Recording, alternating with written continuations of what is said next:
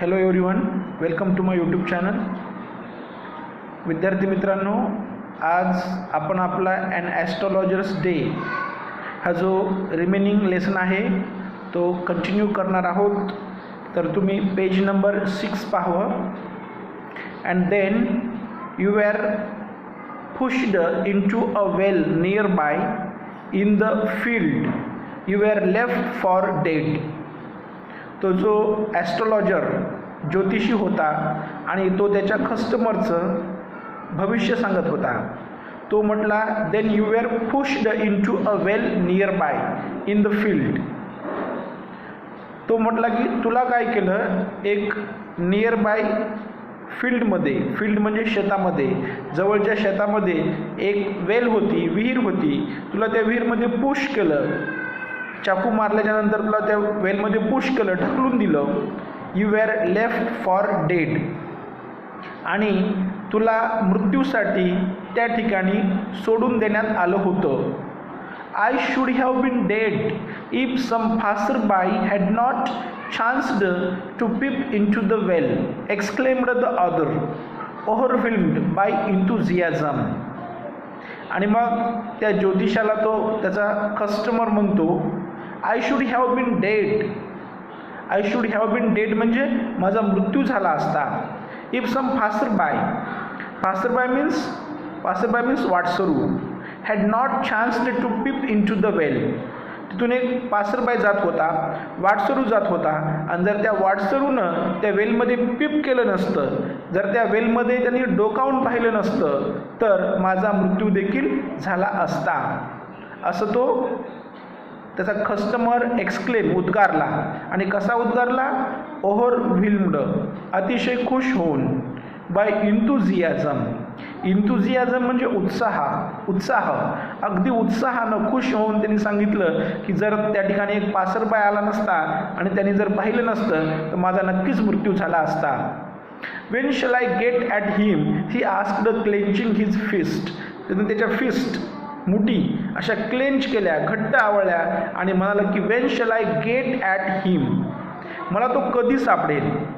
ज्या व्यक्तीनं माझ्या पोटात चाकू मारला होता तो व्यक्ती मला कधी सापडेल. In the next world answered the astrologer. आणि त्याला ॲस्ट्रॉलॉजर म्हटला, तो तुला भेटेल, पण कधी? इन द नेक्स्ट वर्ल्ड, दुसऱ्या जगामध्ये.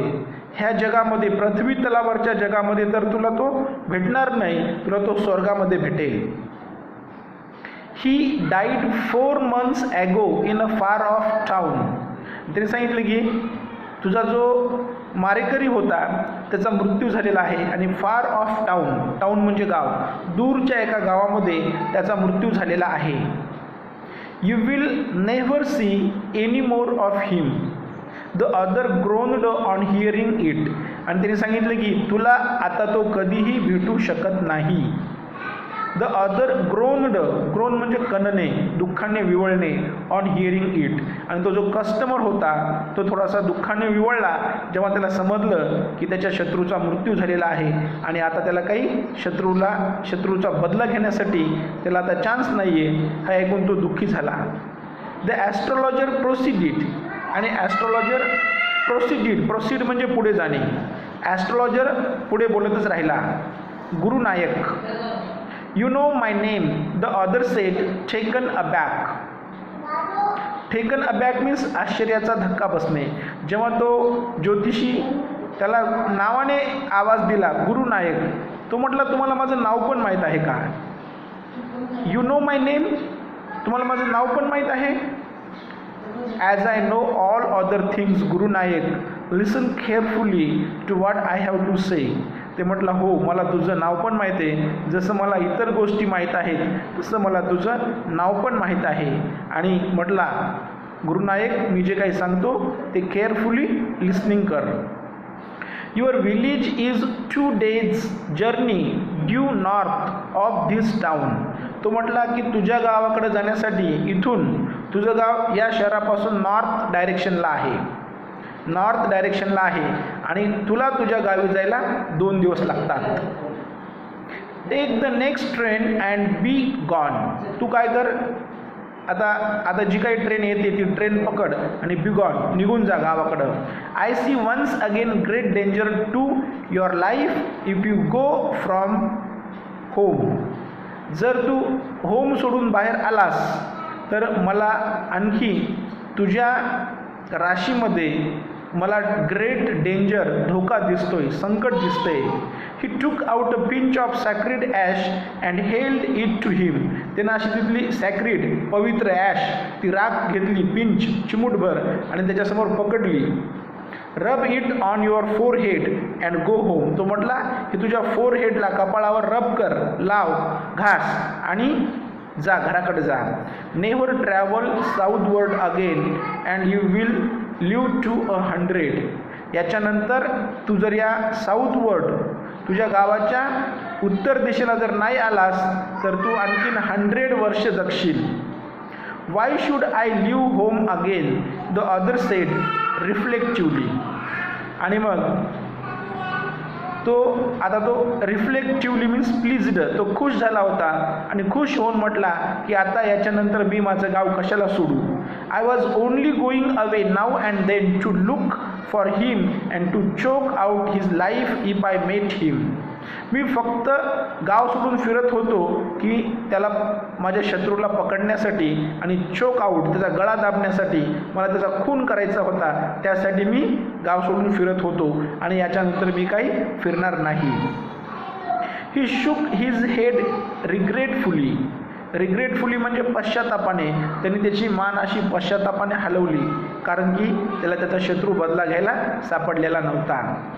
ही हॅज इस्केप्ड माय हँड्स. आणि तो म्हटला माझ्या शत्रूचा माझ्या हातातून इस्केप म्हणजे सुटका झालेली आहे. I hope at least he died as he deserved. आणि तो म्हटला कमीत कमी माझी आशा आहे की तो असा मेला असावा की जसा मृत्यू, ज्या मृत्यूसाठी तो डिझर्व करत होता, लाईक करत होता, म्हणजे त्याचा बेमौत मृत्यू झालेला असायला पाहिजे. Yes said the astrologer, he was crushed under a lorry. होय म्हटला तो. त्याने सांगितलं की तो लॉरीखाली क्रश झाला होता, तो लॉरीखाली चिरडला गेला होता. The other looked gratified to hear it. The other looked gratified to hear it. आणि जो समोरचा होता तो ग्रॅटिफाईड, खुश दिसत होता. कशामुळं? की त्याचा मृत्यू झालेला हे ऐकून. The place was deserted by the time the astrologer picked up his articles and put them into his bag. जेव्हा तो astrologer pick up his articles, त्याने त्याच्या वस्तू उचलल्या, and put them into his bag, सगळ्या वस्तू त्याने त्याच्या बॅगमध्ये ठेवल्या. त्यावेळेस ते ठिकाण डेझर्टेड म्हणजे एकाकी दिसत होतं, तिथं कोणीही राहिलेलं नव्हतं. The green shaft was also gone, living the place in darkness and silence. तो जो ग्रीन रंगाचा प्रकाश त्या ठिकाणी येत होता तो पण आता बंद झालेला होता आणि त्या ठिकाणी डार्कनेस, अंधार आणि सायलेन्स, शांतता पसरलेली होती. The stranger had gone off into the night after giving the astrologer a handful of coins. आणि तो स्ट्रेंजर, अनोळखी व्यक्ती, त्यांनी हँडफुल, मुठभर कॉईन्स त्या ॲस्ट्रॉलॉजरला दिल्या आणि तो देखील त्याच्या गावाच्या दिशेने निघून गेला होता. It was nearly midnight Wien the astrologer reached home. आता ॲस्ट्रॉलॉजर घरी पोहोचला, जवळजवळ मिडनाईट, मध्यरात्र झाली होती. His wife was waiting for him at the door and demanded and explanation. त्याची पत्नी दरवाजावर थांबून त्याची वाट पाहत होती आणि तिनं स्पष्टीकरण मागितलं की तुला यायला उशीर का झाला. He flung the coins at her and said, "Count them.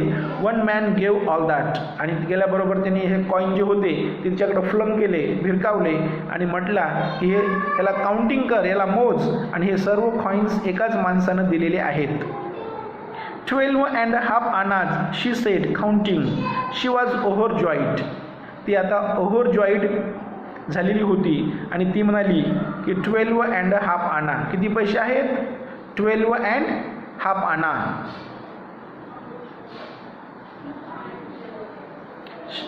I can buy some jaggery and coconut tomorrow. आणि तिनं सांगितलं की मी आता उद्याला काही जागरी, गूळ आणि कोकोनट घेऊ शकते या पैशातून.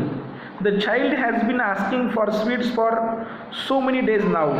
तिनं सांगितलं की तिचा मुलगा, तिचं मूल, तिची मुलगी बऱ्याच दिवसापासून स्वीट्स, काहीतरी मिठाई गोड मागत होती.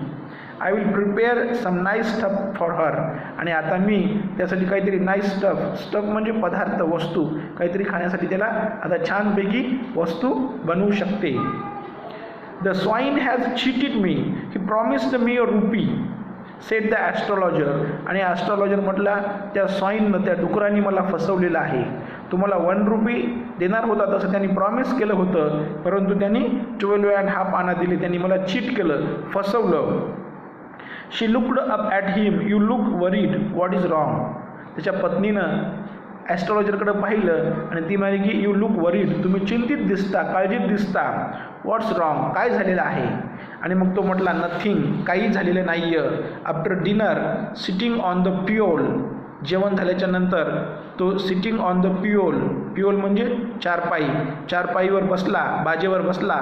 ही told her, do you know a great load is gone from me today. आणि त्यांनी सांगितलं की आज माझ्या डोक्यावरचं बरंचसं ओझं कमी झालेलं आहे. I thought I had the blood of a man on my hands all these years. एवढे दिवस मी विचार करत होतो की माझ्या हातून एका व्यक्तीचा खून झालेला आहे. That was the reason why I ran away from home. आणि तेच कारण होतं की मी घरापासून पळून आलेलो होतो.